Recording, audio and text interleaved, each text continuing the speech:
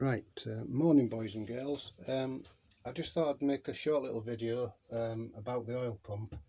I haven't seen any other videos on YouTube about the oil pump, so even though it's quite a simple little thing, you know, for those of you that are amateur builders like myself, we like to know what we're going to do first, and then we're not getting any surprises. So I just thought I'd basically make this little video to show you what it consists of. Obviously you've got the cast iron case, the cast alloy case, and you've got I think these are called concentric gears. I'm not 100% sure on that, but yeah, I've cleaned it all out, and this is basically it. You've got that slots into there, and then you've got another gear that meshes with it, like so, and that is turned. That is turned with that little shaft there. That is turned on the cam with another little gear, and it just turns it like so, and that oil pressure is for oil's forced in, picked up and forced up, and it's squashed through these little gears, and that in turn creates the pressure that gives you the oil pressure that you need to run your engine, and that just folds into there, and each time it locks into there, flushes the oil into there, and then that creates the pressure that's required. So that's that part. Yeah, and the top, I did notice, in the top there is a small hole which comes through from the side here like so, and I actually thought that that was to let the air out of the system, you know, when it fills up, so that you don't have any airlocks in it. I'm thinking that that'll let the air out and it'll let the oil flow back in, and thus force the air out of the pump itself, and that'll give you, you know, make sure you've got the full pressure all the way up. So yeah, so that's that.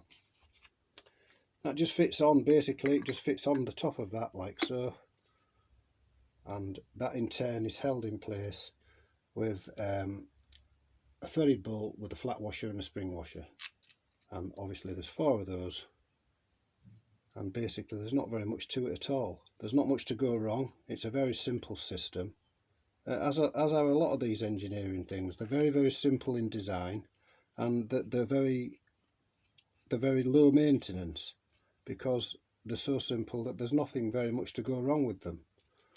I wish I could say the same about myself. Although I'm very simple, there's an awful lot of things that seem to go wrong.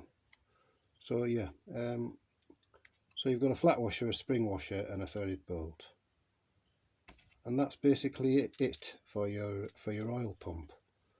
Very, very easy to strip down, very, very easy to inspect, and very easy to rebuild. I will tighten these bolts up. I just want to go on to the strainer now. Obviously the oil strainer, another very simple system. That's I've cleaned all that out, cleaned the meshes out, so make sure you haven't got no clogs mesh, you know, make sure you've got no crud or anything, because that does sit quite low on the sump. So make sure you've got no crud in there. Give it all a good blast out with air, and again, very simple. It just fits very, very simply with another threaded bolt and a flat washer and a spring washer, and you've got 3 of those. So I will tighten all these nuts and bolts up later on. I just for the ease of the video, I just wanted to make sure that you could see how it goes together, and it's quite simple. I hope you're finding these videos useful. Not everybody's a professional builder, and like I said, I hope you do find them interesting. Some of them are going to be more interesting than others, but on the whole I'm hoping that you'll learn something. Like myself, I'm learning as I go along. I've never rebuilt one of these engines before, so it's all new to me. And that's basically the oil pump system. That sits into the sump like so. This connects to your oil. That's your drive on a spindle that comes from the cam, and it drives your distributor as well as the oil pump, and that's your uptake into the block, and the oil's in the bottom of the sump, and the oil filter will sit something like that in the oil at the bottom. So there you are.